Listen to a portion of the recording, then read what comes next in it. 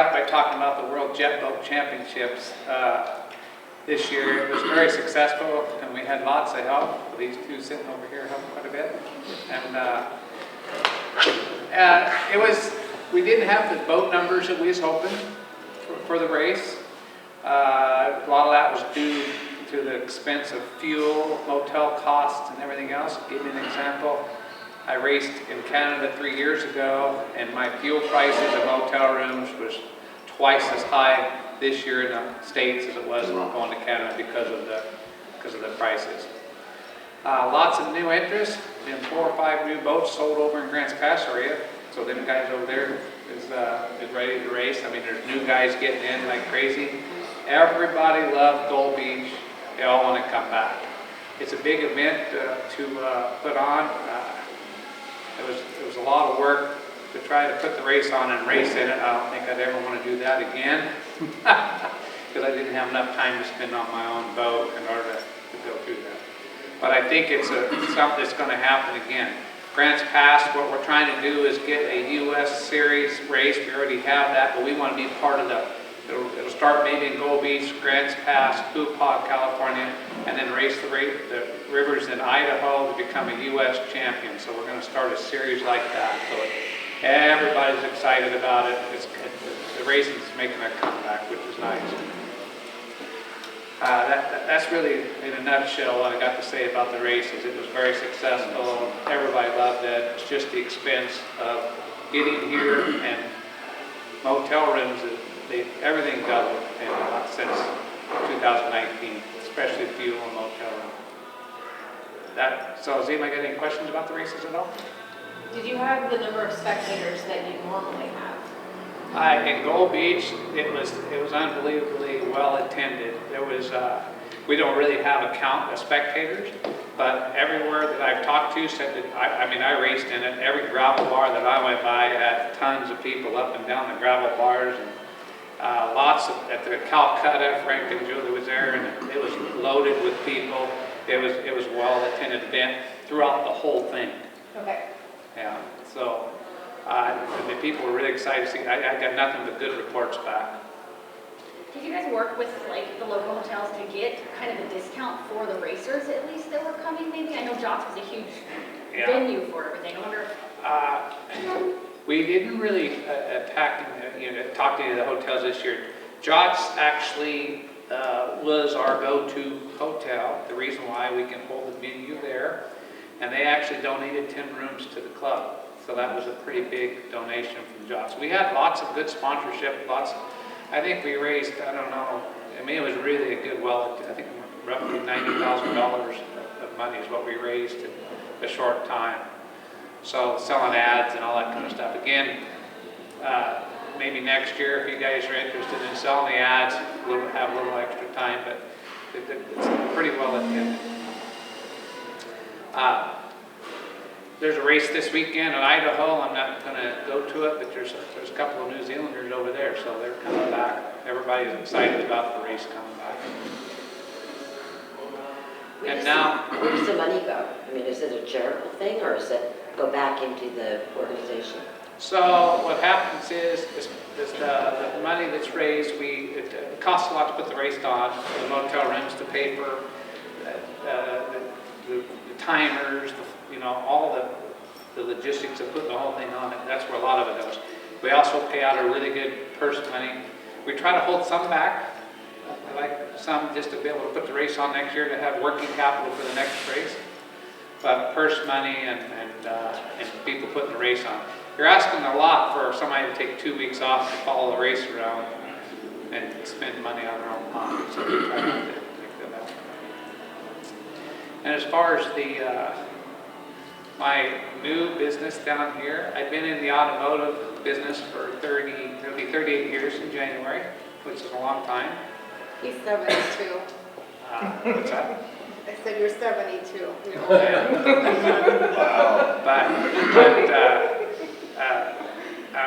I'm just ready for a change, and I do a lot of boat work now.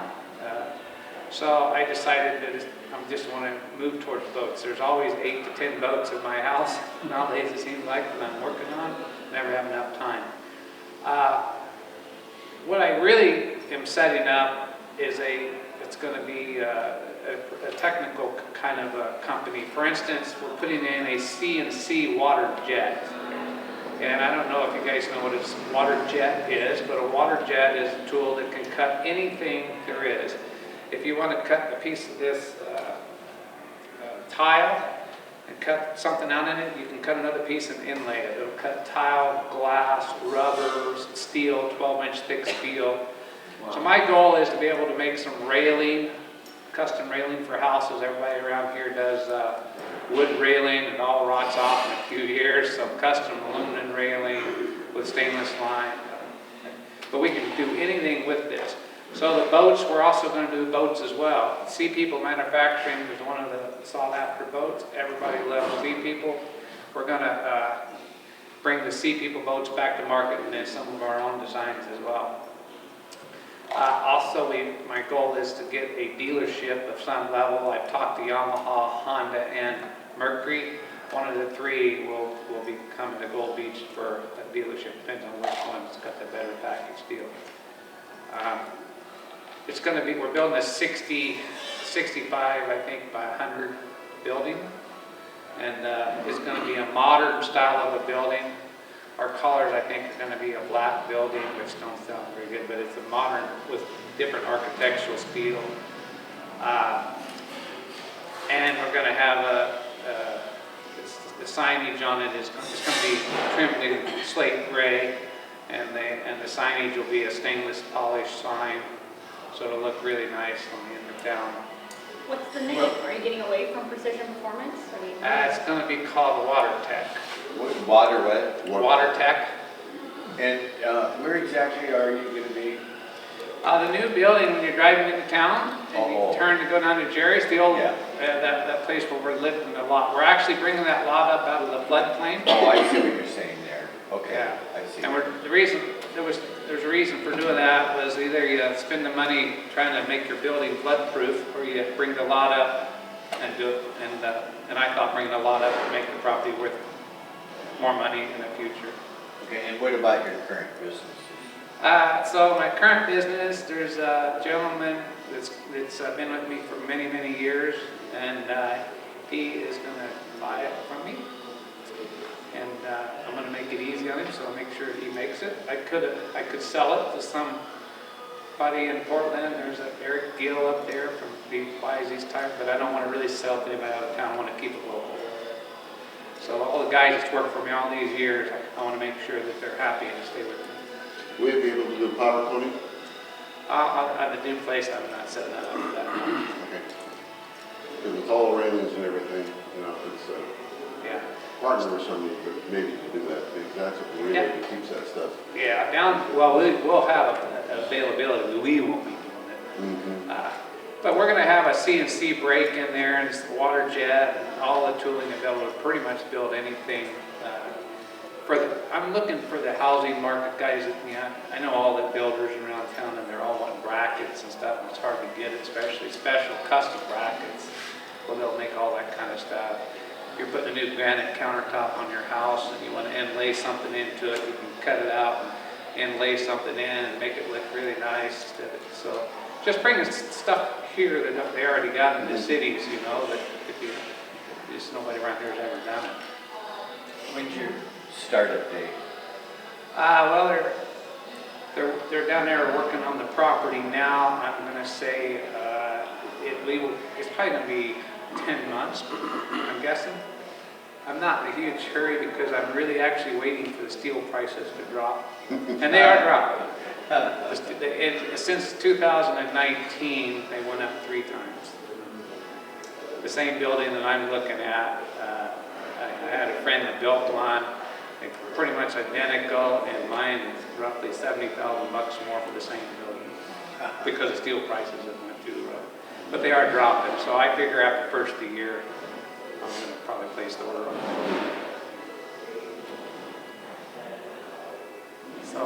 So you were, recently you were talking about a lot of custom boat building, high-end boat building. You're planning to do that? We are. We're going to do some. We're going to be kind of a custom shop. I mean, if you want to build an ocean boat, we'll build that. If you, but racing boats, we'll be building performance type of boats. A lot of these creek boats are pretty popular now. I already built my own intakes and pumps and things like that, and everybody wants them. So we'll be installing that in the custom boats. It seems to pick them up 10 miles an hour, my pump and intake. So you sell it as a fuel economy pump is what you sell it as, really. It's because you go a lot less RPM to go the same speed. So will you be doing casting with that, or? Yeah, they're all casted. So Freeman out here casts the intakes for me, and then I have a place in Spokane that does the suction pieces for me. Scott Jet, we're going to be a Scott Jet dealer, and they're from New Zealand. It's kind of like the Hamilton pump. It's a new and upcoming thing. We're going to hopefully be the lone company in the United States to have, in the Northwest, I should say, to have their product. So I've already got all that pretty much set up to be able to do that. And then Marine Power, Eddie, he's the head guy at Marine Power in Louisiana. He's going to fly up, and we're going to become the Marine Power Distribution Center for their engine as well. So it's going to be a real nice company that's going to have a lot there for our small area. So I think once we get going, we could potentially employ another 6 people or so, I'm guessing. So when all these automotive companies get rid of their gasoline engines and go to electric, what are you going to do for sources? For electric cars? For motors. Oh. You mean for like boats? Yeah, I mean, it's at some point, I mean, Ford's talking totally about getting out of the internal combustion.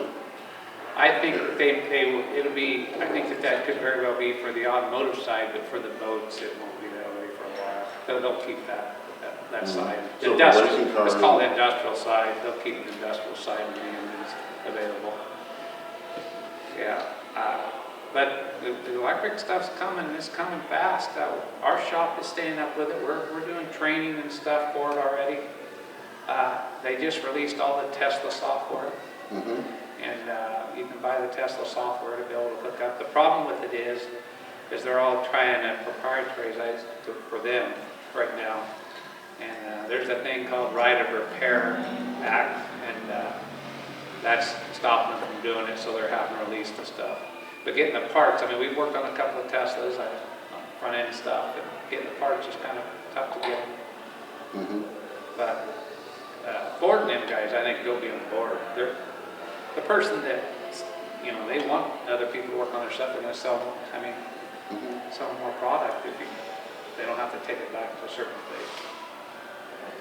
As far as boats, there's already been a couple guys try some electric motors in the boats. The problem with the jet boats, for instance, it's a load all the time, and the batteries they're just not getting enough life. I mean, a jet pump is like a dynamometer. It actually pulls a lot of power. So the guys that I know have tried it, haven't been very successful.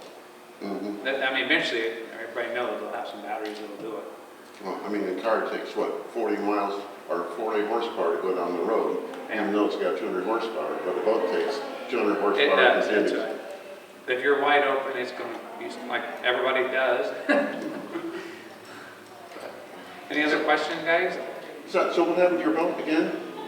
So on my boat, you want the real story? We want to hear a fairy tale. So the real story is I was putting a race on and didn't spend enough time tuning my boat. And I had actually switched fuels because I couldn't get out of town to get the race fuel, really. And BP gas is hard to come by, it was at the time. And so I switched to an avgas. And I'd actually looked at my plugs a couple of times and thought that they looked okay when I was practicing. And during the race, I never pulled the plug because I was constantly on the go. And actually, the race fuel, the weight of the race, the weight of the avgas is lighter than the race fuel. So it made my engine lean. It wasn't leaned out, but it put it in that right where the motor was right close to detonation.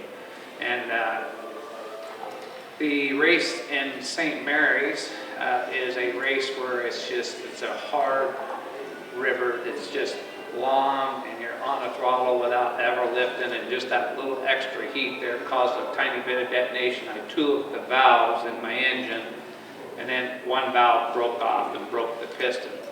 So had I spent a little more time tuning my engine, that wouldn't have happened, but I didn't take the time to do that. I know, a good mechanic. And that's really what cost me was that. So he brings you on for comic relief? I'm the sidekick. So what kind of an engine do you have in your race boat? And the race boat, I actually have,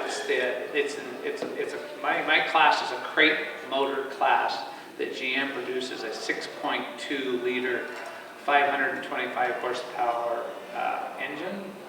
And it's a Chevrolet based LS. So like the new Cadillac Escalades or the new Denali pickups, and those have the 6.2s in them. They're only 400 some horsepower, but this is the cammed up a little bit different for racing applications only. That's the engine that we run. The other classes, there's in the unlimited, most of them were turbines. There was one guy with a piston motor. There's A class, that's engines up to 468 inches. It's a cubic inch limit. Then there's the FX class, they have to run a ZZ5 crate engine as well. It's a 604 engine from General Motors. And that's the classes. This isn't supercharged, it's just regular. You can run supercharged. If you run supercharged in A class, for instance, I think you're only allowed 330 inches for the multiplication factor for the supercharged. If you're over that, then you bump up to the unlimited class. Do you get more than 1 year out of an engine? Yeah, that engine that I was racing actually was 3 years old. I'd raced it quite a bit. And as long as you don't do what I did, they last pretty well. And if you do, what you did, then what? One race. Well, that's what the sad thing. I mean, I'm going to rebuild the engine, and I can. But you have to buy a block because these engines have to be exactly OE, stock bore, stock everything. So even though my block was repairable, I would have to bore the block. That would take it outside of its limit. So I had to buy an engine block for $2,500, and now I can rebuild it and get it going again. Isn't there a saying for what vote stands for? Yeah, you know that. Don't you? I really don't know. Yeah. And bring out another 1,000. Any other questions, guys? Where do you have to go to get the fuel for it? The fuel? Other than that? So the place in Coos Bay that normally stocks this VP 112 was out of it. It could have came from Eastern Oregon, but again, it's all my fault. I was so busy, I just didn't get it ordered, waited too long to order it, and then found out they didn't have it, so then I had to switch to race gas. So if I'd ordered like a month or two before the race, I could have had it here. But I didn't plan on it. It taking so long to get it here, and that's what happened. So what's in that fuel? It's a normal gasoline, then you got additives, right? What's that? It's normal gasoline, but then you have additives to it? Yeah, VP's got their special additives, and it's really for cooling and stuff, because the aviation fuel is made for 2,200 RPM or lower. So that's, they don't have the additives. I mean, I've run it for years. I mean, it's not the first time I've ran it, and it's just that this time I just didn't take the time to jet it up. And if I'd have jetted it up a little bit and then back the timing down maybe 1 degree, I'd have been just fine. But I didn't do that. Or run it a little richer. Yeah. So that's really what happened. Well, thank you very much. Thank you very much.